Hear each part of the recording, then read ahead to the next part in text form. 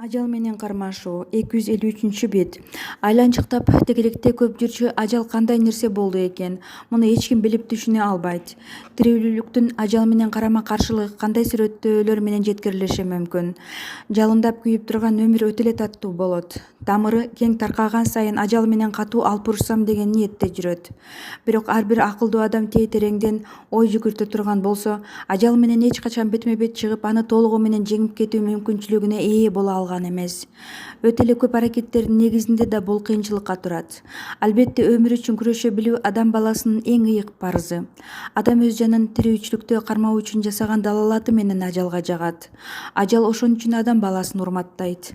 Ага кекселик көрсөтпөөгө, анын көңүлүн чөгөрбөөгө аракет кылат. Тагдырың татаал болуп турган кезде ажалды чакырасың. Андыктан ал сага айтар эле: бул жашоодон түңүлбө, тирүүлүк бул чоң нерсе. Чоо чуркап жүргөн болсоң, жүрөгүңдү токтот дагы андан ары ойлонуп көр. Кайсы жолду тандагың келет? Ажалбы же өмүрбү? Өтө эле кайраттуу адамдар да кээ учурда башын ийип өз макулдугун беришет. Алардын сезиминде өмүрдүн мындан ары кызыкчылыгы жок сыяктуу болгон кезде ажал аларга жардамга келет. Жанын анын денесинен алуу аркылуу өлүм деген чоң кубулуш пайда болот. Таманакы, маңдай тер менен жашап, адамдарга жакшылык кыла билген адам ажалдын сүймөнчүлүгүнө ээ.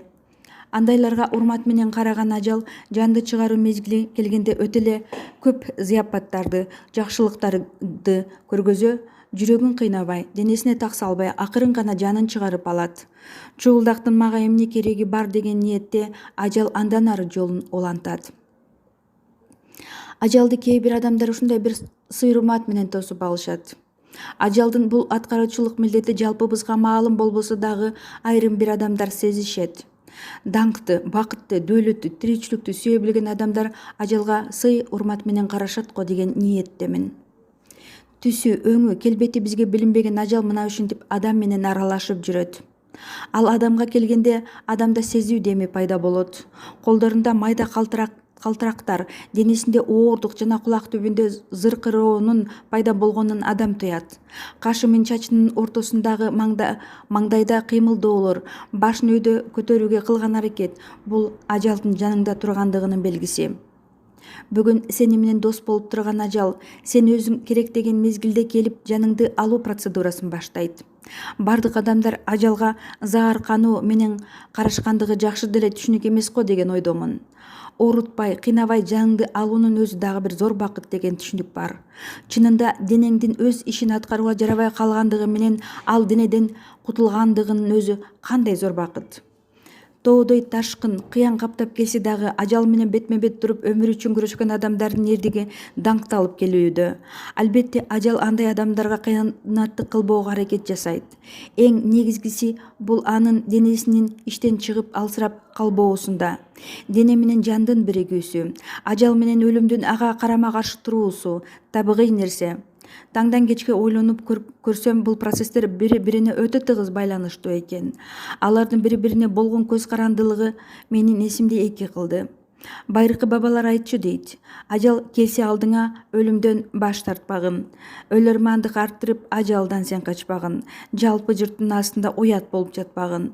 Бул албетте адамдардын түшүнүгүнө карама каршы келүүчү нерсе. Ажалдын астында адам эмне үчүн уят болууга тийиш? Адам баласы жашоону сүйөт. Ал өмүргө тойбойт, канча болсо дагы кайрадан жашарып жашасам деген ою тилеги болот. Бул тилек адамдарды кайрадан ойлондурууга мажбур кылууда. Моокум канганча жашоонун рахатын көрүп өткөн адамдар жана капилет өткөн адамдар бул жашоодо тайманбай кайрадан дагы өмүр сүрсөм деген ниеттери болот. Жүрөгүндөгү бул бүлүк алардын тилегин ишке ашырып, адам баласы кайрадан төрөлүп, жер бетинде көптөгөн машакаттарды башынан өткөрүшүүдө. Албетте, бир жашоосунда жетпей калган кыял тилектерин экинчи жашоосунда компенсациялоого туура келет.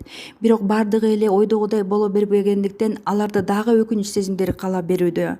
Жамы журттун ажал менен кармашуусу мына ушул өкүнүчтөр менен тыгыз байланышкан. Алар аз да болсо жашап үлгүрбөй калган максаттарын көздөп, аларды толуктоого кылган далалаттары мына ушунда. Ошондуктан адам баласына айтар элем: ар качанда канча өмүр жашап өттүң жана жашоого тийишсиң, арман кылуунун кереги жок. Кайрадан бир жаралганыңда тилегиңди ишке ашырууга мүмкүндүк аласың. Өмүрбү Бегелиева. Ажал жана жан.